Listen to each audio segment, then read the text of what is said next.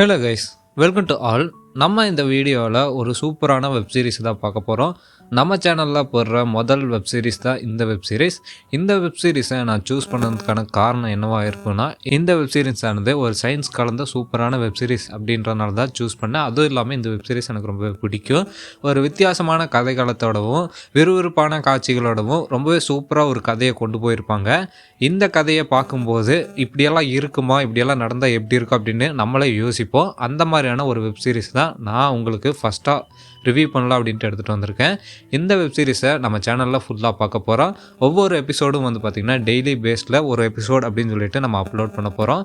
இந்த வெப் சீரிஸை பார்க்குறதுக்கு முன்னாடி இந்த வெப் சீரிஸோட ஒன்லைன் ஸ்டோரி என்னவாக இருக்குன்னா, பூமியில் தண்ணின்றதே இல்லாமல் போகுது. அதாவது பூமியில் இருக்கிற பாதி தண்ணி காலியாகிடுது. மிச்சம் இருக்கிற தண்ணியை வச்சு தான் மக்கள் வந்து சர்வே பண்ணிட்டு இருக்கிறாங்க.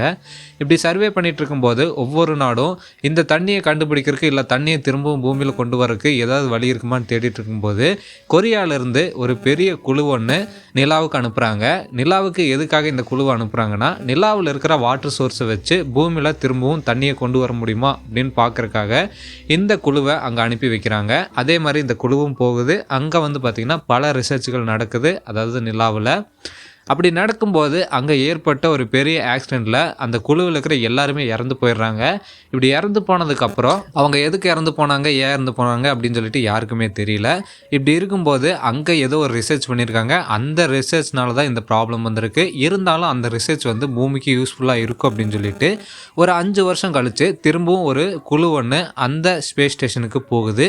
அப்படி போகும்போது அங்கே ஏற்படுற விஷயங்கள் தான் இந்த வெப் சீரிஸோட ஸ்டோரியாக நம்மளுக்கு சொல்லியிருப்பாங்க. இந்த சீரிஸோட ஒன்லைன் இது தான்.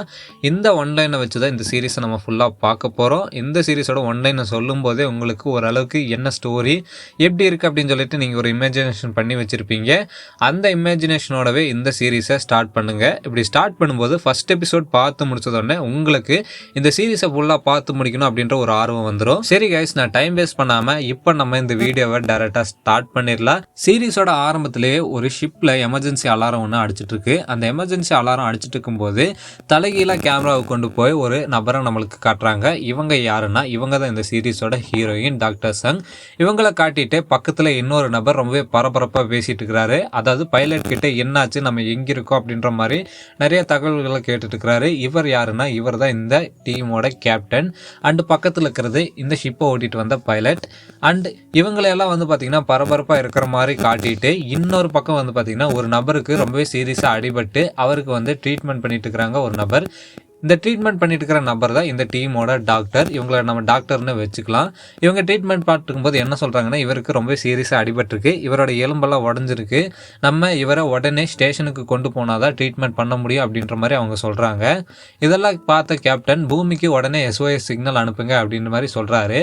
இந்த நிலைமையை நம்மளுக்கு இப்படியே காட்டிட்டு இவங்களோட ஷிப்பை விட்டு வெளியே காட்டுறாங்க. ஷிப்பை விட்டு வெளியே காட்டும்போது ஷிப்பானது ஒரு பள்ளத்தோட எட்ஜில் நின்றுட்டு இருக்குது. அந்த ஷிப் எப்போ வேணால் உள்ளே போகலாம் அப்படின்ற மாதிரி ஒரு சுச்சுவேஷனில் தான் நின்றுட்டு இருக்குது. இதை இப்படியே நம்மளுக்கு காட்டிட்டு இந்த சீரீஸோட டைட்டில் போட்டு இந்த சீரீஸ் ஆனது ஆரம்பிக்கிறாங்க.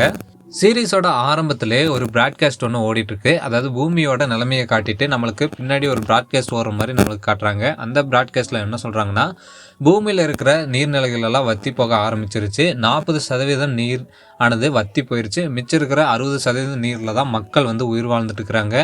இப்படி உயிர் வாழ்ந்துட்டு இருக்கும்போது இந்த நிலைமை இப்படியே போச்சுன்னா பூமி அழிஞ்சிரும். இதை தடுக்கணும் அப்படின்னு சொல்லிட்டு பல இடங்களில் பல ரிசர்ச்சுகள் நடக்குது. அது மட்டும் இல்லாமல் தண்ணியை வந்து அளவான விதத்தில் கன்சியூம் பண்ணணும் அப்படின்னு சொல்லிட்டு நிறைய ரூல்ஸ் அண்ட் ரெகுலேஷனும் போட்டிருக்காங்க அப்படின்னு சொல்லிட்டு அந்த ப்ராட்காஸ்ட்டில் சொல்லிட்டு இருக்கிறாங்க.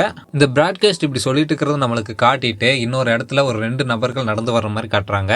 இவங்க 2 பேரும் நடந்து வர்றது எதுக்காக இருக்காங்கன்னா, ஹீரோயினை மீட் பண்ணுறதுக்காக தான் நடந்து வந்துட்டு இருப்பாங்க. ஏன்னா இவங்க வந்து ஒரு டீமை சேர்த்துட்டு இருப்பாங்க. அந்த டீம் எதுக்குன்னா ஒரு மிஷனுக்கான ஒரு டீமை சேர்த்துட்டு இருப்பாங்க. இந்த கண்ணாடி போட்டுக்கிற நபர் தான் டாக்டர் கிம். இவர் கூட வர்றது வந்து பார்த்தீங்கன்னா அவரோட அசிஸ்டன்ட். இவங்க 2 பேருமே பேசிட்டு நடந்து வராங்க. இவங்க எதுக்காக போயிட்டு இருப்பாங்கன்னா, இந்த சீரிஸோட ஹீரோயினை பார்க்கறதுக்காக தான் போயிட்டுருப்பாங்க. ஹீரோயினை வந்து இவங்க போகிற மிஷினுக்கு கூட கூட்டிகிட்டு போகணும், அதுக்கு அவங்கக்கிட்ட எப்படியாவது அனுமதி வாங்கணும் அப்படின்ற மாதிரி தான் இவங்க 2 பேரும் பேசிகிட்டே நடந்து வந்துட்டு இருப்பாங்க.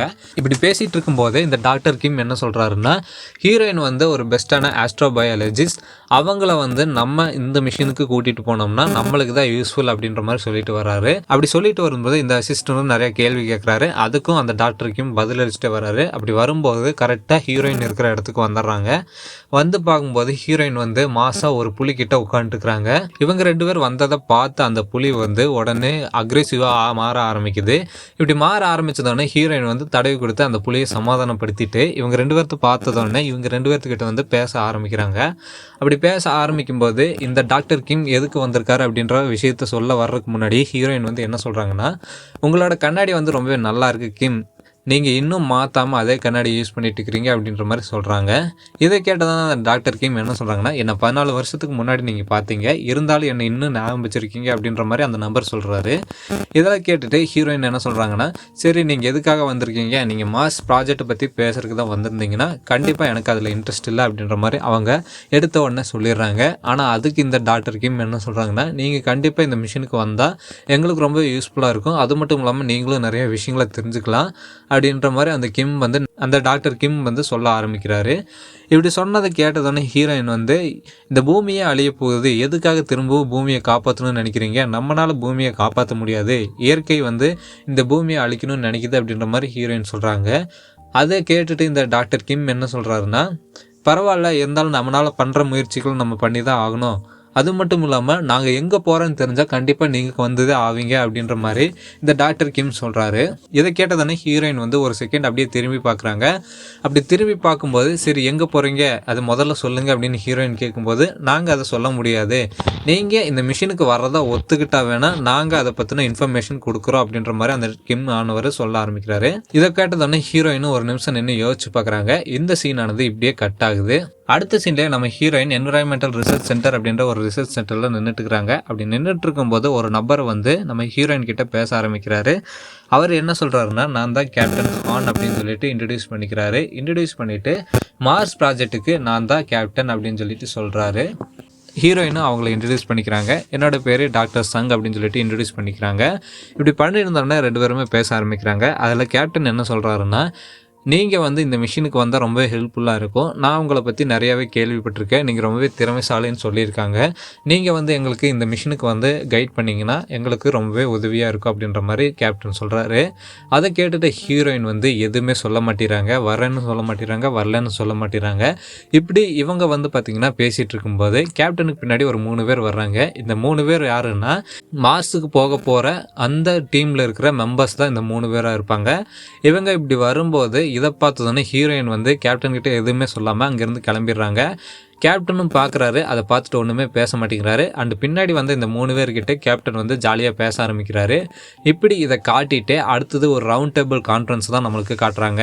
அந்த ரவுண்ட் டேபிள் கான்ஃபரன்ஸில் நம்ம ஃபர்ஸ்ட்டு பார்த்த அந்த கண்ணாடி போட்ட நபரான டாக்டர் கிம் தான் பேசிட்டு இருக்கிறாரு.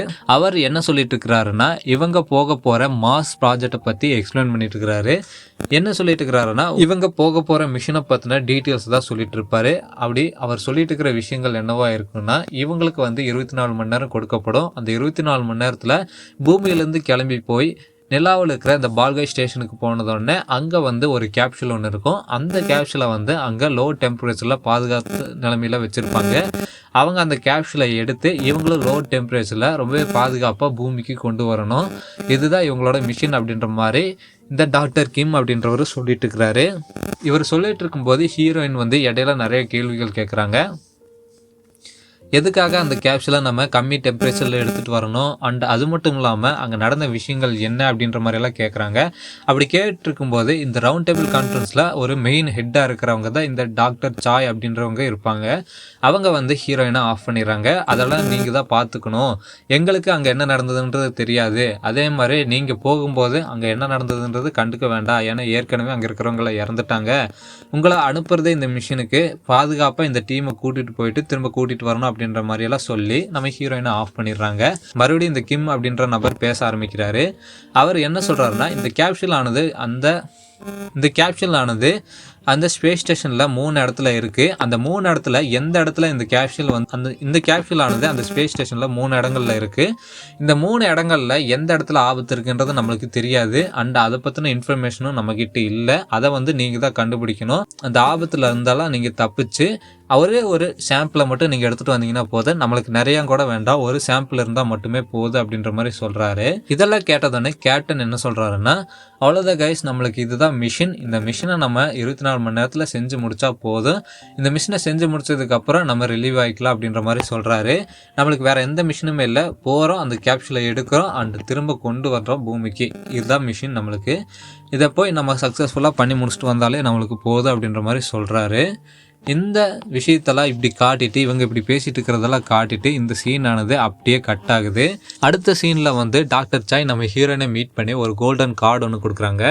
அந்த கோல்டன் கார்டை கொடுத்துட்டு அரசாங்க சார்பில் இருந்து கடைசியாக உனக்கு கொடுக்குற ஒரு சின்ன ஆறுதல் பரிசாக வச்சுக்கோ. இந்த கோல்டன் கார்டை வச்சு நீ எவ்வளோ வேணால் தண்ணியை யூஸ் பண்ணிக்கலாம் வாழ்நாள் முழுக்க அப்படின்ற மாதிரி சொல்கிறாங்க. இப்படி சொல்லிட்டு இருக்கும்போது எதுக்காக இந்த கோல்டன் கார்டு கொடுக்குறாங்க அப்படின்ற மாதிரி நம்மளுக்கு தெரியல. ஆனால் கொஞ்ச நேரம் கழிச்சு தான் தெரிய வருது அவங்க பேசிகிட்டு இருக்கும்போது. நம்ம ஹீரோயினோட அக்கா வந்து பார்த்திங்கன்னா, அதாவது இதுக்கு முன்னாடி ஒரு பால்கை ஸ்டேஷனுக்கு போய் இறந்து போன குழுவில் இருக்கிற ஒரு மெம்பராக இருந்திருப்பாங்க. அந்த ஆக்சிடெண்ட்டில் வந்து ஹீரோயினோட அக்காவும் இறந்து போயிருப்பாங்க. இதனால தான் நம்ம ஹீரோயின் வந்து பார்த்திங்கன்னா இந்த மிஷினுக்கு போகிறதுக்கான ஒரு வாய்ப்பு கிடைக்குமா அப்படின்ற பார்த்துட்டு இருக்கும்போது நம்ம ஹீரோயினுக்கு இந்த வாய்ப்பு கிடைச்சதோடனே அந்த வாய்ப்பு வந்து மிஸ் பண்ணக்கூடாது அப்படின்னு சொல்லிட்டு ஹீரோயினும் போகணும்னு அப்படின்னு சொல்லிட்டு டிசைட் பண்ணியிருப்பாங்க. இதனால வந்து இந்த டாக்டர் சாய் என்ன பண்ணியிருப்பாங்கன்னா, கடைசியாக அவனுக்கு கொடுக்குற பரிசு அப்படின்னு சொல்லிட்டு இந்த கோல்டன் கார்டை எடுத்து கொடுத்துருப்பாங்க.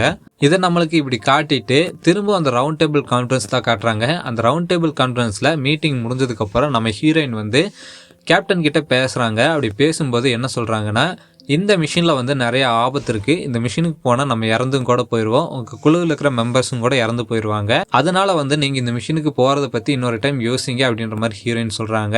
அதை கேட்டுட்டு கேப்டன் என்ன சொல்கிறாருன்னா, பூமியில் இருந்தாலும் இறந்து தான் போவோம், அது ஸ்பேஸில் போனாலும் இறந்து தான் போவோம்னா எங்கே இருந்தால் என்ன, நம்ம இறக்குறதுன்னு முடிவாயிருச்சு, அதே பூமியை காப்பாற்றுறதுக்கு போய் இறந்ததாகவே இருக்கட்டும் அப்படின்ற மாதிரி கேப்டன் ஆனவர் சொல்ல ஆரம்பிக்கிறாரு. இதை கேட்டு தானே ஹீரோயின் ஒரு நிமிஷம் நின்று பார்க்குறாங்க. கேப்டன் மறுபடியும் இங்கே கேட்குறாரு, நீங்கள் வந்து இந்த மிஷினுக்கு வர்றீங்களா அப்படின்னு கேட்கும்போது ஹீரோயின் என்ன சொல்கிறாங்கன்னா, நான் கண்டிப்பாக வருவேன், வராமலாம் இருக்க மாட்டேன் அப்படின்ற மாதிரி ஹீரோயின் சொல்கிறாங்க. இதை கேட்டு தானே கேப்டன் வந்து ரொம்பவே சந்தோஷப்பட்டு, கண்டிப்பாக நான் உங்ககிட்ட கேட்பேன், எந்த ஒரு முடிவு எடுக்கிறதா இருந்தாலும் அதுக்கு முன்னாடி வந்து உங்கள் சஜஷன் என்ன அப்படின்றத நான் கேட்பேன், கேட்டதுக்கு அப்புறம் தான் எந்த ஒரு முடிவும் நான் எடுப்பேன், இது நான் வந்து உங்களுக்கு உறுதியாக வாக்களிக்கிறேன் அப்படின்ற மாதிரி கேப்டன் ஆனவர் சொல்ல ஆரம்பிக்கிறாரு. இதை கேட்டதானே ஹீரோயினும் வந்து ஒரு நிமிஷம் நின்று பார்த்துட்டு ஓகே அப்படின்னு சொல்லி தலையாட்டிட்டு அந்த மீட்டிங்கானது அங்கேயே முடியுது. இப்படி முடிச்சதானே அடுத்த நாள் ஸ்பேஸ்ஷிப்பில் கட்டுறாங்க. ஸ்பேஸ்ஷிப்பில் எல்லாரும் இவங்க கிளம்புறதுக்கான பொருட்களை எடுத்து வச்சுட்டு இருக்கிறாங்க. அப்போ ஹீரோயினும் வந்து நிறைய பொருளை எடுத்து வச்சுட்டு இருக்கிறாங்க. அப்படி எடுத்து வச்சுட்டு இருக்கும்போது ஹீரோயின் பக்கத்தில் ஒரு லேடி ஒருத்தவங்க பேச ஆரம்பிக்கிறாங்க. இவங்கள தான் நம்ம ஃபர்ஸ்ட் சீனில் பார்த்துருப்போம். அதாவது ஒரு டாக்டர் அப்படின்னு சொல்லியிருப்போம் பார்த்தீங்களா, அவங்க தான் இவங்க வந்து பார்த்திங்கன்னா ஒரு பெஸ்ட்டான டாக்டராக இருப்பாங்க. அது மட்டும் இல்லாமல் இந்த குழுவில் இருக்கிற எல்லாருமே ஒரு பெஸ்ட்டான நபர்களாக தான் இருப்பாங்க. எல்லா ஃபீல்ட்லேயும் பெஸ்ட்டான நபர்களை மட்டும்தான் சூஸ் பண்ணி இந்த மிஷினுக்கு அனுப்பி வச்சுருப்பாங்க.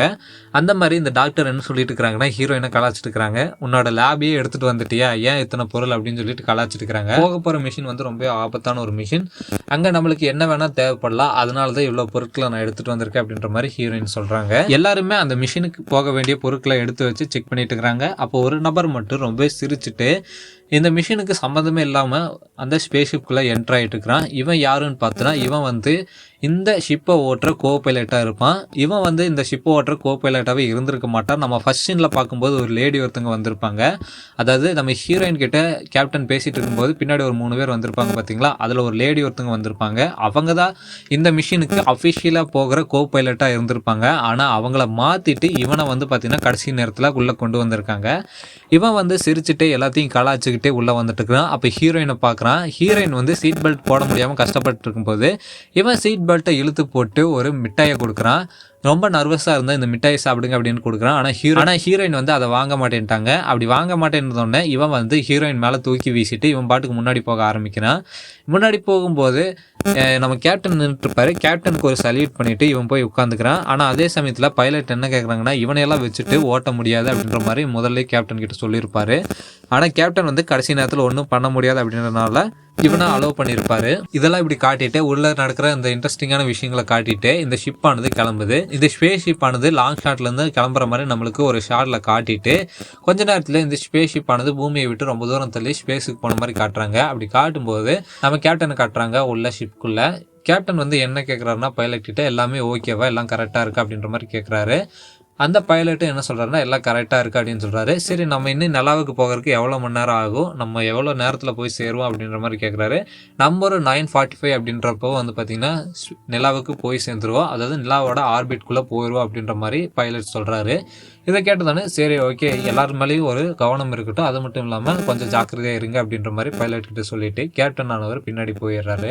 போது ஒரு நபர் மட்டும் ரொம்பவே பதட்டமாக இருப்பார். இவர் எதுக்கு இந்த மாதிரி பதட்டமாக இருக்கிறாருன்னு யாருக்குமே தெரியாது. அந்த சமயத்தில் தான் வந்து பார்த்தீங்கன்னா திரும்பவும் அந்த ரவுண்ட் டேபிள் கான்ஃபரன்ஸ் காட்டுறாங்க. அந்த ரவுண்ட் டேபிள் கான்ஃபரன்ஸில் இந்த நபரை பற்றி சொல்லியிருப்பாங்க. நபரை பற்றி கிம் என்ன சொல்லிட்டு இருப்பாருன்னா, இவர் வந்து பார்த்தீங்கன்னா பால்கை ஸ்டேஷனில் ஒர்க் பண்ண ஒன் ஆஃப் த மெம்பராக இருப்பார். அதாவது அந்த ஸ்டேஷனில் ஏற்பட்ட ஆக்சிடென்ட்லேருந்து தப்பிச்ச ஒரே ஒரு நபர் இவர் தான். இவரோட பேர் டாக்டர் ஹாங். இவர் வந்து பார்த்திங்கன்னா நீங்கள் போகிற மிஷினுக்கு கண்டிப்பாக வருவார், உங்களை கைட் பண்ண ஹெல்ப் பண்ணுவார். அங்கே என்னென்ன இருக்குன்ற யாருக்குமே தெரியாது. அண்டு அங்கே இருக்கிற விஷயங்களை வந்து பார்த்திங்கன்னா பாதுகாப்பாக கூட்டிகிட்டு போகிறக்கும் உங்களுக்கு ஒரு கைடன்ஸாக இருக்கிறக்கும் இவர் வந்து ஹெல்ப் பண்ணுவார் அப்படின்ற மாதிரி அந்த ரவுண்ட் டேபிள் கான்ஃபரன்ஸில் சொல்லியிருப்பாங்க. அதை காட்டிட்டு இந்த ஸ்பேஸ்ஷிப்குள்ளே மறுபடியும் திரும்பவும் காட்டுறாங்க. அப்படி காட்டும்போது இந்த டாக்டர் ஹாங் ஆனவர் ரொம்பவே பயப்பட்டு ஒரு நர்வஸாகவே இருந்துட்டு இருப்பார். அப்படி இருக்கும்போது அதே ஸ்பேஸ்ஷிப்குள்ளே குடுமி போட்ட இன்னொரு நபர் இருப்பான். அவன் என்ன சொல்கிறான்னா, இந்த டாக்டர் ஹாங் கிட்ட நான் கேட்கட்டா, அங்கே என்ன நடந்ததுன்னு கேட்கட்டா, ஏன்னா யாருக்குமே எதுவுமே தெரியாது, இவருக்கு கண்டிப்பாக தெரியுமில்ல அங்கே என்ன நடந்ததுன்றது, அதை கேட்டு தெரிஞ்சுக்கிட்டா அப்படின்ற மாதிரி அந்த கொடுமை போட்ட நபர் சொல்லிட்டு இருப்பான். இது கேட்டதானே பைலட் என்ன சொல்லுவார்னா, அதெல்லாம் நீ கேட்கக்கூடாது, நீ கம்மன் உன்னோட சீட்டில் உட்காரு அப்படின்ற மாதிரி சொல்லி அவனை உட்கார வச்சிருவாரு.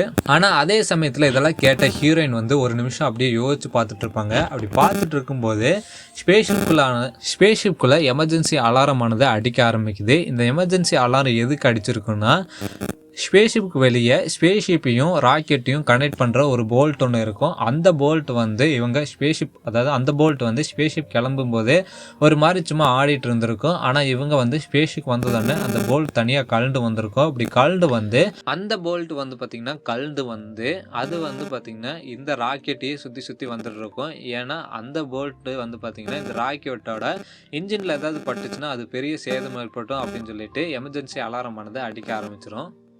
இந்த எமர்ஜென்சி அலாரம் அடிக்க ஆரம்பித்ததோடனே நம்ம கேப்டன் வந்து பின்னாடி லாஸ்ட்டில் இருந்திருப்பார். அவர் திரும்பவும் முன்னாடி வந்து பைலட் கிட்ட கேட்குறாரு, என்னாச்சு, எதுக்காக இந்த எமர்ஜென்சி அலாரம் அடிக்குது அப்படின்னு சொல்லி கேட்கும்போது இந்த கோ பைலட் என்ன சொல்கிறான்னா, அதாவது கனெக்டிங் போல்ட் வந்து கழண்டுச்சு, அந்த போல்ட் வந்து கழண்டு முன்னும் பின்னும் சுற்றிட்டு இருக்குது. இந்த போல்ட் வந்து இன்ஜினில் ஏதாவது பட்டுச்சுன்னா இன்ஜினுக்கு பெரிய சேதம் ஏற்படுத்தும் அப்படின்ற மாதிரி சொல்கிறாரு.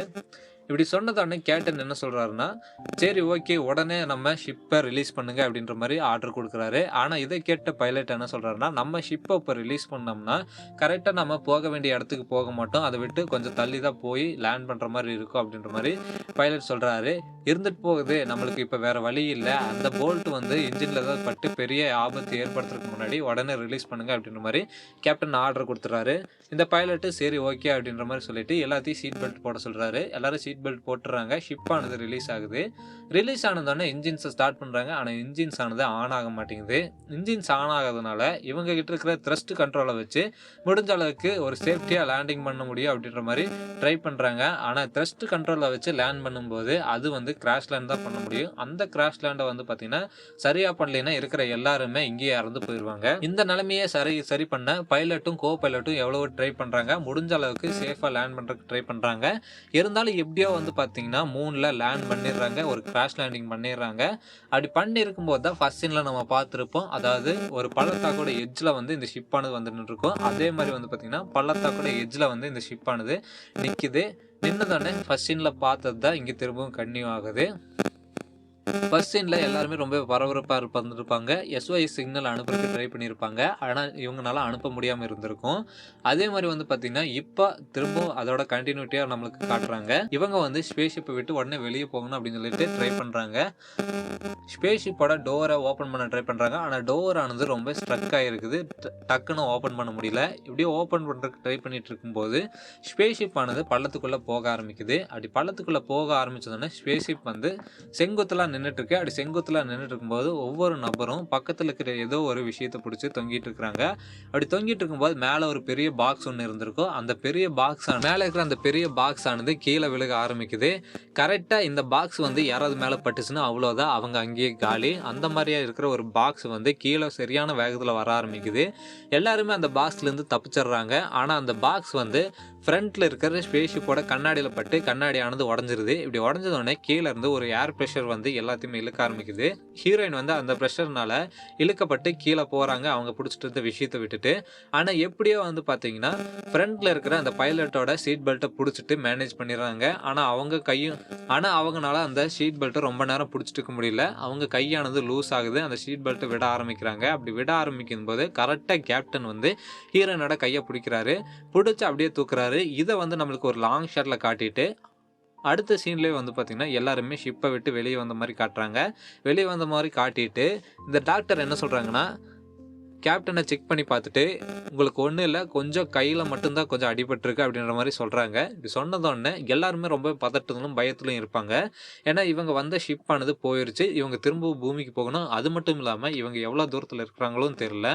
அப்படி இருக்கும்போது கேப்டன் வந்து கேட்குறாரு, நம்ம பால்கே ஸ்டேஷனை விட்டு எவ்வளோ தூரம் தள்ளி இருக்கோம் அப்படின்ட்டு கேட்கும்போது நம்ம 7.4 கிலோமீட்டர் வந்து பார்த்திங்கன்னா தள்ளி இருக்கிறோம் பால்கே ஸ்டேஷனை விட்டு அப்படின்ற மாதிரி சொல்கிறாங்க. இப்படி சொன்னதானே கேப்டன் வந்து உடனே ஒரு ஆர்டர் கொடுக்குறாரு. உடனே எல்லாருமே நடக்க ஆரம்பிங்க, நம்ம சீக்கிரமாக வந்து பால்கே ஸ்டேஷனுக்கு போய் ஆகணும், அங்கே போனால் தான் நம்மளால் சர்வே பண்ண முடியும், இல்லைன்னா நம்ம இங்கேயே இறந்து போயிடுவோம் அப்படின்ற மாதிரி சொல்கிறாரு. கேப்டன் எதுக்காக இதை சொல்கிறாருன்னா, இவங்க கிட்ட இருக்கிற ஆக்சிஜன் வந்து ரொம்ப கம்மியாக தான் இருக்கும். இவங்க ரொம்ப நேரம் வெளியே இருந்தாங்கன்னா அந்த ஆக்சிஜனும் தீர்ந்ததுக்கப்புறம் இவங்க இறந்து தான் போகணும். அதனால் அந்த ஸ்டேஷனுக்கு போனாங்கன்னா இவங்களோட ஆக்சிஜனை வந்து ரீஃபில் பண்ண முடியும். அதனால தான் கேப்டன் இப்படி சொல்லியிருப்பார். எல்லாருமே நடக்க ஆரம்பிக்கிறாங்க. அதே சமயத்தில் வந்து பார்த்திங்கன்னா இந்த சீரீஸோட ஆரம்பத்தில் பார்க்கும்போது இந்த டாக்டர் ஹாங் அப்படின்ற நபருக்கு வந்து தான் அடிபட்டிருக்கும். அந்த அடிபட்டதுனால இந்த டாக்டர் ஹாங் வந்து மெதுவாக தான் நடந்து வராரு. ஒரு லாங் ஷாட்டில் இவங்க நடக்கிறது நம்மளுக்கு காட்டிட்டு கொஞ்சம் தூரம் போனதுக்கப்புறம் நம்ம கேப்டன் அண்ட் ஹீரோயின் எல்லாருமே நின்று பார்க்குறாங்க. அப்படி பார்க்கும்போது கொஞ்சம் தூரத்தில் இந்த ஸ்டேஷன் பால்காய் ஸ்டேஷனானது தெரிய ஆரம்பிக்குது. பால்காய் ஸ்டேஷன் தெரியும் போது அப்போ தான் இவங்க மூஞ்சியில் ஒரு சின்ன ஒரு சிரிப்பானது வருது. இதை பார்த்ததுன்னு சீக்கிரம் நம்ம போகணும் அப்படின்ற மாதிரி நினைக்கிறாங்க. அண்ட் அதே சமயத்தில் இந்த டாக்டர் ஹாங்னால நடக்க முடியாதனால ஒரு 2 நபர்கள் வந்து பிடிச்சி தூக்கிட்டு வந்திருப்பாங்க.